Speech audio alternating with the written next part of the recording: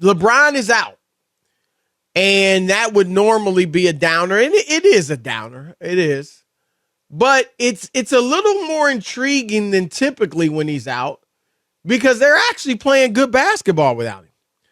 We know they were a bad team. I think they were 2-10 with him or 2-9, something like that. And they've won their last 3 without him. They're 3-1 without LeBron, Rob. And they've won 3 in a row. And Anthony Davis is going berserk. All right. And this is the Anthony Davis that makes people put him in the conversation with Giannis and Joel Embiid and all that. Because he is playing some outstanding basketball.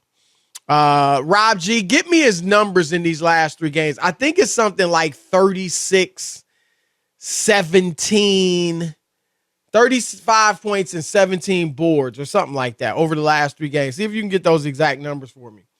And then Austin Reeves is playing well. Lonnie White is playing well. They're playing pretty good. Now, granted, they've faced some poor teams. They've beaten San Antonio. Okay. They've beaten Detroit. Okay.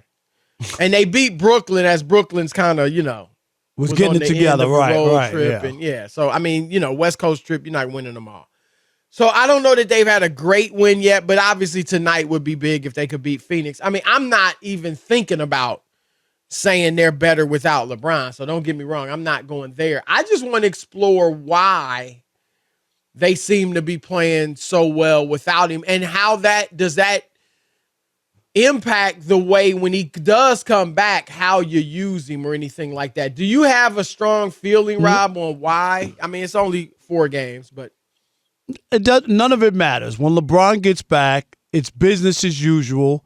You know that, Chris. They're not. Oh yeah, we beat a couple teams and we didn't have LeBron. Let's limit LeBron's minutes or limit LeBron. No. You know what I mean? Nobody in their right mind would suggest that. But nothing's happening. I'm just, But you don't think you can use him differently?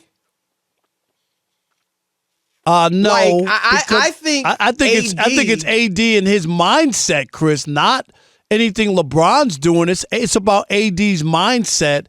And we said this after they won the bubble championship. We expected AD to come back, Chris, and remember, and we wanted him to become his team. Yeah, and try to win the MVP and play, especially having a championship in your back pocket. That's what we thought. And he came back out of shape, and he didn't play well. He didn't. And it was like now that he's got the monkey off his back, he was fat and sassy. He's got his ring. Right, but we thought, okay, now you got your ring. Nobody can hold that over your head that you haven't won. So now he's just going to go out there and get busy. And it never happened. It went the opposite way, as you said, Rob. And I agree. I don't think this is on LeBron in that regard. I think AD has to keep the same mentality when LeBron comes back, that this is my team. I think LeBron's been trying to give him the team since the championship. I think he wants AD to take the torch, and he won't.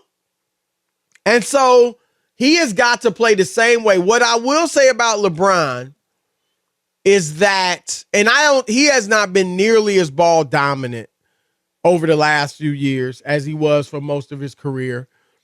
And he's not the system anymore.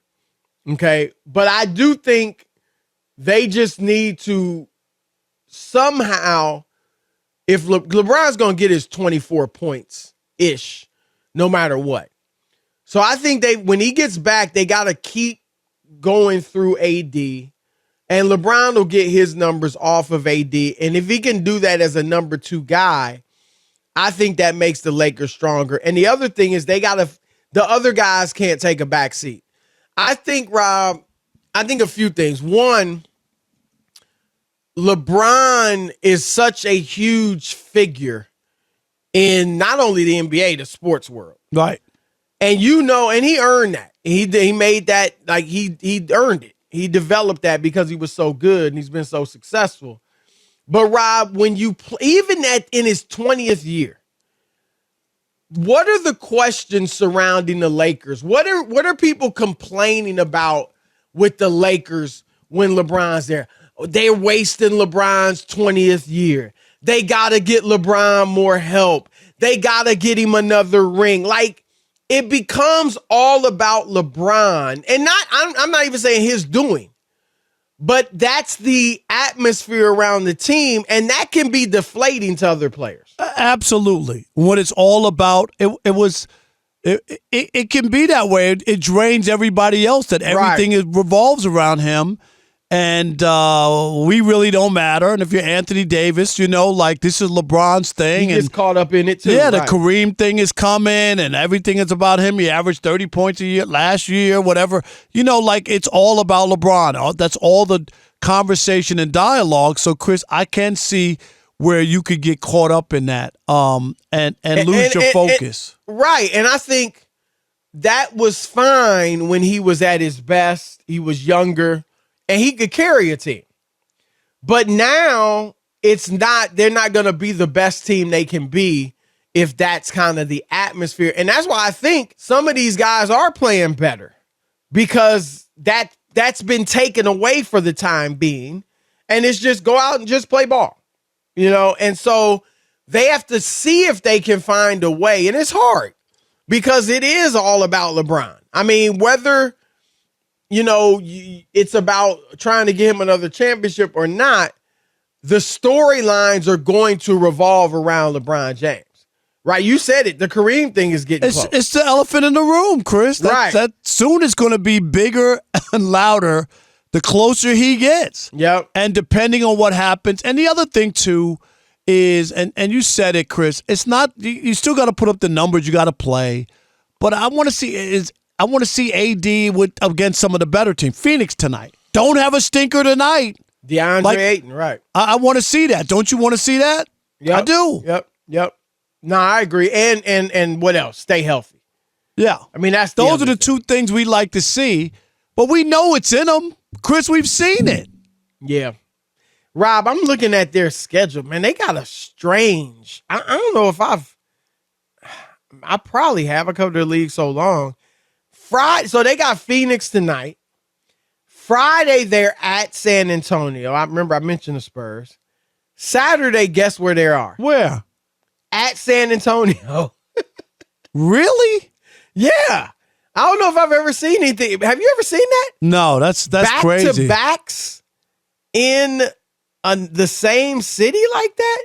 But is that because of, you remember they made all these to try to limit back-to-backs and all kinds of things. They played with the schedule, right? So maybe you got some weird things that we haven't seen before. That is strange, but it's interesting. I don't know. I mean, the Lakers are 5-10.